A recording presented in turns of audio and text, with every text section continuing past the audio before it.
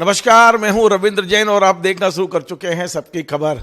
आज हमारे साथ हैं मध्य प्रदेश कैडर के आईएएस अधिकारी नियाज खान। नियाज खान की अभी तक जो पहचान है या तो प्रशासनिक अधिकारी के रूप में है या उनकी एक बहुत अच्छे उपन्यासकार। उनके अंग्रेजी के करीब 8-9 उपन्यास आ चुके हैं और लगातार वे लेखन का कार्य कर रहे हैं। यद्यपि उन्होंने अपने ट्विटर पे अपनी पहचान उपन्यासकार के रूप में की है, आईएएस अधिकारी हैं उसे हम भुला नहीं सकते। लेकिन आज मैं उनकी तीसरी पहचान लेकर आपके पास आया हूं और वो है शाकाहार। ये प्योर शाकाहारी हैं और केवल शाकाहारी नहीं है बल्कि लोगों को, अपने मिलने वालों को लगातार इस बात की प्रेरणा दे रहे हैं। आखिर आप शाकाहार का प्रचार क्यों कर रहे हैं? तो इनका कहना है मैं किसी धार्मिक कारण से नहीं कर रहा हूं बल्कि शाकाहार से ही हम इस पृथ्वी को लंबे समय तक बचा पाएंगे। ये पूरा साइंटिफिक, जो शाकाहार का साइंटिफिक जो रीजन है वो पूरी बड़ी उससे समझाते हैं। तो आज मैं उनसे समझने की कोशिश करता हूं और अपने लाखों दर्शकों को उनके माध्यम से समझाने की कोशिश करता हूं कि आखिर शाकाहार क्यों जरूरी है। आपका बहुत बहुत स्वागत है नियाज साहब। नियाज साहब, आप मुस्लिम हैं और लोग शाकाहार और मांसाहार को भी जाति, धर्म और संप्रदाय से जोड़ के देखते हैं। आप मुस्लिम हैं और मुस्लिम धर्म में इस बड़ा सामान्य है मांसाहार। आप प्योर शाकाहारी है, ये मुझे पूरी तरह पता है। और अब शाकाहारी होना अलग बात है, अब आपने शाकाहार का प्रचार भी शुरू किया है ट्विटर के जरिए, सोशल मीडिया के जरिए। और बड़ी बात यह है कि आप जैसा व्यक्ति कई लोगों को मांसाहार छुड़वाने में भी सफल हुए हैं। लोग आपको संदेश देते हैं कि आपका संदेश पढ़ के मैंने अब आजीवन छोड़ दिया है। तो ये जो क्यों आप शाकाहार के प्रचार में लगे हैं? देखिए, मुझे लगता है कहीं ना कहीं एक जेनेटिक स्ट्रक्चर आदमी का होता है जो कई बार या तो आदमी किसी से प्रेरणा लेके छोड़ देता है मांसाहार, या किसी साधु संत को सुन करके आदमी छोड़ देता है। मेरा जेनेटिक रहा है। मुझे याद है करीब 4-5 साल का था मैं, तो उस समय जब मेरे यहाँ बनता था ये, तो अब चूँकि सारे लोग खाते थे तो कहीं ना कहीं परिवार के लोग प्रेशर डालते थे खाओ इस चीज़ को, क्योंकि उस समय मैं इंडिपेंडेंट नहीं था और मुस्लिम फैमिलीज़ के अंदर तो नॉन वेज इंटीग्रल पार्ट होता है इसका। लेकिन थोड़ा जब मैं और बड़ा हुआ और जब समझदार हुआ तो उसको लेकर मैंने पूरी तरह से इसको अवॉइड कर दिया। तो पता नहीं 40 साल हो गए होंगे, मुझे लग रहा है 35-40 साल हो गए होंगे।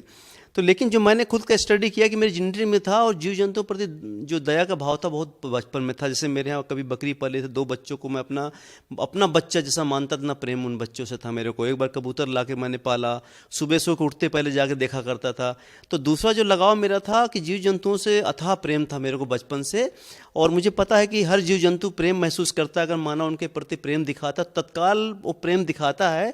उनके अंदर भले ही मार के लोग खाते हैं लेकिन वो सारी फीलिंग्स उनके अंदर है, दर्द है, सब कुछ है। ये फैक्टर मेरे अंदर रहा है। पर इन सब चीज़ों को लेकर के एक और फैक्टर जो बहुत कम लोग जानते हैं वो पर्यावरण को लेकर। जैसे आप जानते हैं आज की ग्लोबल वार्मिंग में तो धरती गर्म हो रही है, और ये ग्रीन हाउसेस गैसेज जो हैं, जिसमें कार्बन डाइऑक्साइड हो गया, अपना मीथेन हो गया, क्लाउड्स जो होते हैं भाप बनते उससे भी रुकता है, नाइट्रस ऑक्साइड हो गया, मीथेन हो गया है। तो इतनी प्रचुर मात्रा में गैस धरती बन चुकी है आज के डेट पर कि पूरा धरती गर्म हो गई है। और वैज्ञानिक तो ये कह रहे हैं कि आने वाले समय में टेम्परेचर इतना बढ़ जाएगा धरती कि धरती रहने लोग नहीं बचेगी, मानव को बचाया नहीं जा सकेगा। तो एक प्रकार से देखा जाए तो आज ग्लोबल वार्मिंग के कारण धरती के मानव का अस्तित्व खतरे में आ गया है। और जो कई प्रकार के फैक्टर है इसको गर्म करने में, उसमें नॉनवेज भी है। और इसको लेकर के जागरूकता कदापि नहीं, क्योंकि देखिए जब आप हैवी भोजन करते हैं, मांसाहार करते हैं, तो डाइजेस्ट होने में टाइम लगता है और आंतों में पड़ा रहता है। जब वो रहेगा, सड़ेगा, तो बड़ी मात्रा में गैस बनती है, जिसमें से मीथेन बनती, बहुत ज़्यादा गैस है, कार्बन डाइऑक्साइड रहती है, नाइट्रस ऑक्साइड रहती है, और सारी गैसेस हैं। ये गैस धरती में क्वांटिटी बढ़ाती हैं और ये धरती के टेम्परेचर को ऊपर नहीं जाने देती हैं। यहीं धरती पे आती टेम्परेचर यहीं फंस जाता है। तो सबसे बड़ा बात यह है कि इस एंगल में बहुत ज़्यादा दुनिया के अंदर सोचा नहीं गया, लेकिन अब पाश्चात्य जगत में वैज्ञानिक बहुत सीरियस हो गए हैं। यही कारण है कि वर्ल्ड के बड़े बड़े लोग, पढ़े लिखे लोग आजकल जो है वेजिटेरियन की ओर आ रहे हैं। और वीगन शब्द आजकल आ गया। आजकल तो ये आ गया है कि पशुओं कोई प्रोडक्ट तो नहीं खा रहे हैं, डेयरी का आइटम नहीं खा रहे हैं, वो इससे एक स्टेप अदर है, शाकाहार से वीगन कहलाता है। तो दुनिया में, हमारे देश में थोड़ा कम जागरूकता आई है, लेकिन पाश्चात्य जगत के अंदर तो बहुत तेज़ी के साथ लोग सोच रहे हैं और वेजिटेरियन की ओर लोग जा रहे हैं। तो दया और नैतिकता का एंगल तो एक अलग है। और दूसरी चीज़ ये है कि हमको इसका सीधा फ़ायदा मिलेगा। अगर हम नहीं खाते हैं पशु, तो उसके मांस से भी हमको फ़ायदा, अप्रत्यक्ष रूप से धरती को फ़ायदा मिलेगा। लेकिन जैसा आपने दोनों बातें कही हैं, एक और आपने दया, करुणा और पशुओं के प्रति जो एक लगाव है उसकी बात कही, और दूसरी आपने पर्यावरण की बात कही है। आप जो शाकाहार का प्रचार कर रहे हैं उसमें आपकी पहली प्राथमिकता क्या है? पशुओं को बचाना, उनके प्रति करुणा भाव रखना, या फिर पर्यावरण की सुरक्षा? नहीं, देखिए, मेरा दोनों फैक्टर है एक साथ। आदमी के जीवन में कई फैक्टर उद्देश्य हो सकते हैं। जहाँ तक प्रेम है तो मेरा बचपन का जेनेटिक है पशुओं से प्रेम करना। हर जीव जंतु से, किसी मक्खी तक को नहीं मारता घर के अंदर अपने। कोई जीव अंदर घुस गया तो पकड़ के कागज़ में ले जाकर बाहर छोड़ के आता हूँ उसको। मैं एक जीव नहीं मारता हूँ ना अपने घर में मारने देता हूँ कभी भी। तो ये तो मेरे अंदर है कि क्वालिटी कि मैं किसी जीव की हत्या अपने हाथ से नहीं कर सकता। लेकिन बिसाइड जो एनवायरनमेंट मेरा गंभीर विषय है, क्योंकि मैंने अपने ट्विटर के बायो में लिखा है कि एनवायरनमेंट का कंसर्न मुझे बहुत ज़्यादा है कि धरती कैसे बच पाएगी। तो मेरे मामलों में दोनों चीज़ें हैं, पशु प्रेम भी है और दूसरा धरती को बचाना है तो हम सबको। क्योंकि यार दुनिया में लाखों करोड़ों एनिमल्स काटे जा रहे हैं, अरबों के अंदर ऊँट काटे जाते हैं। अफ्रीका में चले जाएँ तो इतना ज़बरदस्त मांसाहार है, कुछ आपको मिलेगा नहीं खाने को। आप साउथ कोरिया चले जाएँ, जापान चले जाएँ, चीन चले जाएँ, कि मुझे लगता है कि मांस पर ही लोग जिंदा है बड़ी संख्या में। अगर इनको हम मात्रा कम कर दें पूरी दुनिया के अंदर, 50% भी कर दें, 25% कर दें, तो सीधा पर्यावरण पे भी असर आ जाएगा। दूसरा मेरा मानना है कि हिंदुस्तान को हमको गर्व होता है कि वर्ल्ड में हमने शाकाहार का मैसेज दिया है। वर्ल्ड करीब विश्व के 50% शाकाहारी केवल भारत में वर्ल्ड में पाए जा रहे हैं। तो भारत की महानता है कि हमने दुनिया को शाकाहार का शिक्षा दिया। और जैन समाज तो इसमें एक बेमिसाल उनका काम है शाकाहार को लेकर के। दूसरे कम्युनिटीज़ के लोग भी इसको नहीं खाते, बड़ा उसको अवॉइड करते। तो हमारी संपत्ति, ये मैसेज तो हमने दुनिया को दे रहे हैं। लेकिन समय के साथ हम भी भूल गए, नए नए वेजिटेरियन छोड़ के लोग नॉन वेज की ओर अग्रसित हो रहे हैं तेज़ी के साथ। जो नई सोसाइटी आ रही है, नई कम्युनिटी आ रही है, जबकि इसको रोकने की आवश्यकता है। और हमारे धर्मशास्त्रों में, खासकर हिंदुओं के धर्मशास्त्रों में, हमारे जैन्स हो गए, उनके धर्मशास्त्रों के अंदर तो जीव जंतु की दया, और वेदों के अंदर तो मानव जाति, जीव जंतु, हर प्राणी की रक्षा की बात की गई कि सबको जीने का अधिकार है। हर प्राणी तक के लिए कामना की जाती है। तो ये बहुत अच्छी बात है कि जिस देश में हमने जन्म लिया है, ये ऑलरेडी हमारे देश का कॉन्सेप्ट है दुनिया में। बस मेरे को ये दुख होता है कि इसको धर्म से न जोड़ा जाए खाने की हैबिट को। मैं भी उसी सवाल पे आ रहा था कि मैंने जब से होश संभाला है, मेरे दिमाग में एक बात बैठी है, मुस्लिम यानी मांसाहारी। लेकिन मैं अब जब लोगों से मिलने लगा हूं और काफ़ी मुस्लिम मेरे मित्र हैं, तो मैं कई ऐसे मुस्लिम मित्रों को जानता हूं जो मांसाहार का पूरी तरह त्याग कर चुके हैं। अभी इस प्रोग्राम को जो एडिट कैमरा कर रहे हैं हमारे रहमान भाई, इनके परिवार में भी मांसाहार न्यूनतम हो गया है। ये मेरी चर्चा उनसे होती है, तो मुस्लिम समाज भी बड़ी इसको लेकर बड़ी जागरूक हो रही है। देखिए जैन साहब, जो खाने की आज की हैबिट आज की नहीं है। एक ज़माने में जो इस्लाम आया था, अरब के अंदर तो कुछ था नहीं खाने को, तो लोग मांसाहार था, भेड़ था, ऊँट था, ये सब चीज़ें था। इसको जायज़ भी दिया गया खाने के लिए। तो बेसिकली अगर वो मांस नहीं खाते तो सरवाइव नहीं करते। लेकिन आज पूरी दुनिया में खाने का इतना प्रोडक्ट आ चुका, हजारों प्रोडक्ट है जिस पे आप जिंदा रह सकते हो खा करके। अब मांस की तो आवश्यकता नहीं देखा जाए तो। हम दुनिया इतना आगे बढ़ चुकी है। उस समय जब हम खाते थे हजारों साल पहले, विकल्प नहीं था कुछ हमारे पास। अनाजों में इतनी वेराइटीज़ आ गई, मार्केट भरा हुआ, पैक्ड फूड भरा पड़ा है बाजार में, ढेर सारे फल मार्केट में आ रहे हैं। तो मुझे लगता है अब जो मांस खाया जा रहा है शौक के लिए खाया जा रहा है, जबकि एक ज़माने में सर्वाइव करने के लिए। लेकिन हमें समाज के अंदर मैसेज देना पड़ेगा कि यदि हमको अपने हमारे आने वाली पीढ़ी से प्रेम है, यदि हम उन बच्चों को सम्मान देना चाहते हैं, तो हमारा ये सेक्रीफाइस सीधे धरती माँ को बचाएगा और हम अपने आने वाले पीढ़ी को बचा पाएंगे। तो इससे एक ये फैक्टर नया जुड़ गया है शाकाहार के एंगल से, कि शाकाहारी जो है वो बहुत बड़ा सहयोग कर रहा है, इस पर्यावरण को, धरती बचाने में भी सहयोग कर रहा है वो।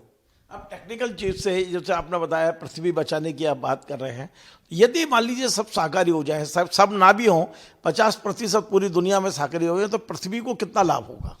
नहीं देखिए, तरीके से जानना चाहिए। नहीं देखिए, जैसे ऊपर वाले ने प्रकृति में फूड चेन बनाया हुआ है कि हर छोटा व्यक्ति बड़ा छोटे को खाता जाता है। आप शुरू कर दें, शुरू से जो सबसे छोटा जीव है उससे बड़ा खा जाएगा, उससे बड़ा खा जाएगा। जंगल में शेर बना दिया है, वो सबको खा जाता है। तो ऐसे एक चेन चलता है, क्योंकि अचानक जंगल में हिरण आ गए बहुत से, और हिरण की संख्या बहुत ज़्यादा हो जाएगी।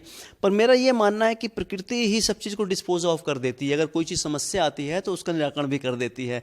आपने देखा होगा अचानक चिकन, ये मुर्गियों के अंदर जो बीमारी फैलती है, दुनिया करोड़ों मुर्गी बीमारी से निकल जाती हैं। तो प्रकृति ने ये भी इंतजाम किया कि यदि किसी की संख्या बढ़ेगी तो अपने आप नेचुरली वो ख़त्म भी हो जाता है। कई बार आप देखते होंगे बरसात के समय एक चींटी पंख लग जाती है उसमें, तो उसमें करोड़ों चींटियाँ निकलती, पंख लग करके अपने आप मर जाती हैं। तो धरती को चलाने वाला हमको लगता हम चला रहे हैं, प्रकृति सबका हिसाब किताब। आप खाना भी छोड़ देंगे तो प्रकृति नया रास्ता कुछ ना कुछ ढूंढ लेगी, और जिनकी संख्या बढ़ेगी प्रकृति ये रास्ता निकाल लेगी कैसे इसको डिस्पोज ऑफ हो जाए चीज़ों को। एक मुस्लिम होकर शाकाहार का प्रचार करना आपको अपनी समाज, अपने धर्म और अपने लोगों से कितना सहयोग या असहयोग मिलता है? देखिए, चूंकि हमारे यहाँ पे एक रिलीजन से जुड़ा हुआ है मांसाहार और फेस्टिवल का हिस्सा रहता है, लेकिन जो नई जनरेशन है पढ़ के एजुकेशन प्राप्त करके तो लोग विचार कर रहे हैं, अब निकल भी रहे हैं। मैं देखा कई बच्चे जो है ना अभी बचपन से, मेरे फैमिलीज के अंदर भी जानने पहचानने वालों में बच्चे अब आ रहे हैं, तो पढ़ लिख करके सोच मतलब वो शाकाहार में आ रहे हैं। शाकाहार की ओर आ रहे हैं। तो मुझे लगता है कि हम पूरी मेहनत के संग अपने आने वाली पीढ़ी को एजुकेट करते रहेंगे, समझाते रहेंगे कि भाई ठीक उस समय हमारी ये मजबूरी थी कि जिंदा रहना तो खाना पड़ेगा, लेकिन अब हमारी मजबूरी नहीं है, अगर मांस नहीं होगा तो हम दूसरी चीज़ बाजार से ला के जिंदा रह सकते हैं।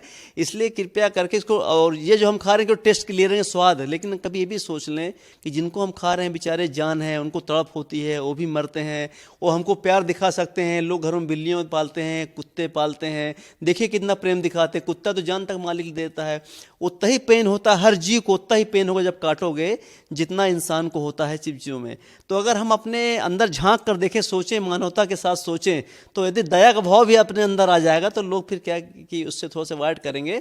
पर वाकई मेरा मानना है कि इस समय ज़बरदस्त अभियान चलाने की आवश्यकता है पूरे संसार के अंदर। धर्मगुरुओं का मेन रोल है कि शाकाहार को बढ़ावा दें और धर्म से उड़कर बढ़ावा दें। क्योंकि अगर मैं आज ये कोई कहे कि नियाज खान नहीं खाता मीट तो मुसलमान नहीं है, ऐसा कोई नियम नहीं कि मीट नहीं का मुसलमान नहीं, कोई धर्म नहीं रोकता। आप शाकाहारी हो जाएंगे तो आपको इस्लाम से कोई बाहर नहीं करेगा। मैं अभी इसी प्रश्न पे आ रहा था, ये मेरा आखिरी सवाल है और बहुत महत्वपूर्ण है कि जो मांसाहार शाकाहार को अभी तक हम धर्म से जोड़ के चल रहे थे कि ये हिंदू हैं, ब्राह्मण हैं तो शाकाहारी होंगे, जैन है शाकाहारी होंगे, मुस्लिम है मांसाहार। तो आपने एक नई थ्योरी दी है, आपने कहा है कि इसको धर्म से ना जोड़कर सीधा पर्यावरण से जोड़ा है।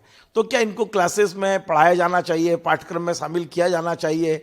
इसके जो गुण दोष हैं शाकाहार और मांसाहार के जो दोष हैं, यदि हम इसको पहली क्लास से पढ़ाना शुरू कर दें तो निश्चित तौर पे इसका फायदा हो सकता है। आपकी व्यक्तिगत राय क्या है? क्या इसे साइंटिफिक तरीके से सिलेबस का हिस्सा होना चाहिए और धर्म के आधार की बजाय इसको साइंटिफिक तरीके पर जाना चाहिए? इमीडिएटली करना चाहिए हमको। क्यों, देखिए मैं मुस्लिम होकर के मैं जागरूक इसलिए हो कि मैंने एजुकेशन प्राप्त किया, पढ़ा, समय के साथ साथ अध्ययन करने का मेरा दृष्टिकोण बदला पर्यावरण के लिए। पर्यावरण की रुचि मेरी 8-10 साल पहले बहुत तगड़ी पैदा हुई है।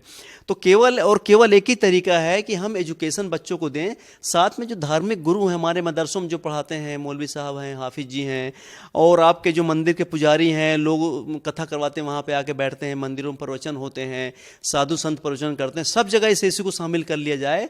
हमारे मस्जिदों में जो जुमे की नमाज होती है उसके अंदर भी थोड़ा पर्यावरण की हम बात करें इस पर। तो अगर हम एक अभियान चलाते हैं हर मन से, क्योंकि ये मान लें कि अगर कोई मांस नहीं खाता तो कहीं गुनाह नहीं है उसका, न तो क्रिश्चियन धर्म में गुनाह है कि कोई शाकाहारी करता है तो अल्लाह नाराज होंगे। क्योंकि मोहम्मद साहब हमारे बिल्ली से बहुत प्रेम करते थे, बिल्ली से बहुत प्यार करते थे वो।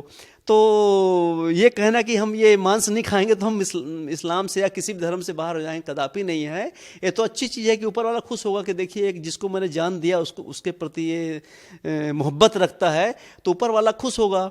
और सबसे बड़ी चीज़ ये है कि इस योनि में हमने जन्म लिया है तो हम जितना पाप से बच सके उतना पास करें। यदि जीवन काल में हम 500-600 जानवर मारा तो कहीं ना कहीं अगर हम बैठ के सोचे तो 500 लोग का जीवन हमने छीन लिया जो कि ऊपर वाले ने दिया है।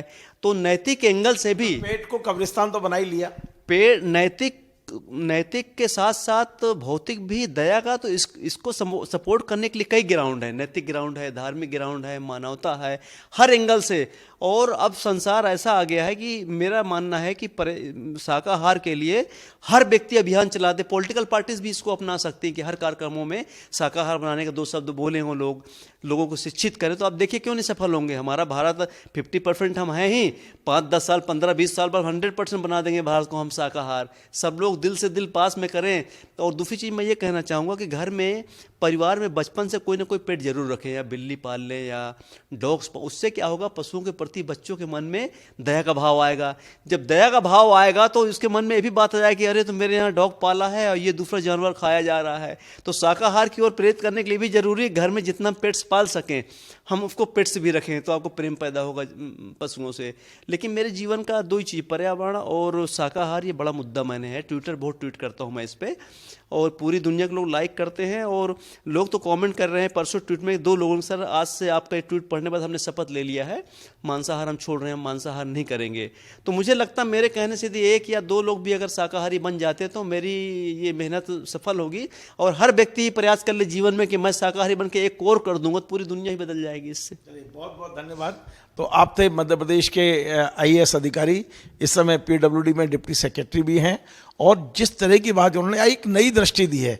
देखा जाए शाकाहार और मांसाहार को लेकर तमाम सारी चर्चाएं होती हैं, व्याख्यान होते हैं, तमाम डिबेट होती हैं, लेकिन आज नियाज खान ने हमारे मंच के माध्यम से एक नई दृष्टि दी है। उनका कहना है कि अब तो मंदिर और मस्जिद और गिरजाघरों से ये आह्वान करने की आवश्यकता है कि लोग शाकाहारी बने, क्योंकि हम शाकाहारी किसी धर्म को बचाने बिगाड़ने के लिए नहीं, बल्कि अपने इस देश को, अपनी इस पृथ्वी को, धरती माँ को बचाना है, तो हमें शाकाहारी होना पड़ेगा। एकदम नई दृष्टि है। मुझे उम्मीद है कि आप केवल इस प्रोग्राम को देखेंगे नहीं, बल्कि अभी तत्काल अपना बटन दबाएंगे और अधिक से अधिक लोगों तक ये पहुंचाएंगे, क्योंकि एक से एक जब जुड़ते हैं तो हजारों तक ये मैसेज पहुंचता है, लाखों तक पहुंचता है। एक संदेश है, ये केवल एक इंटरव्यू नहीं है। आज नियाज खान साहब ने इस चैनल के जरिए पूरे देश दुनिया को एक संदेश देने की कोशिश की है। मैं उम्मीद करता हूं कि इस संदेश को अधिक तक लोगों तक पहुंचाने में आप हमारी मदद करें। आपको हमारा ये कार्यक्रम पसंद आए, आप इसे शेयर करें, लाइक करें, कमेंट करें, और आपसे बार बार निवेदन है हमारे इस चैनल को सब्सक्राइब अवश्य करें। धन्यवाद।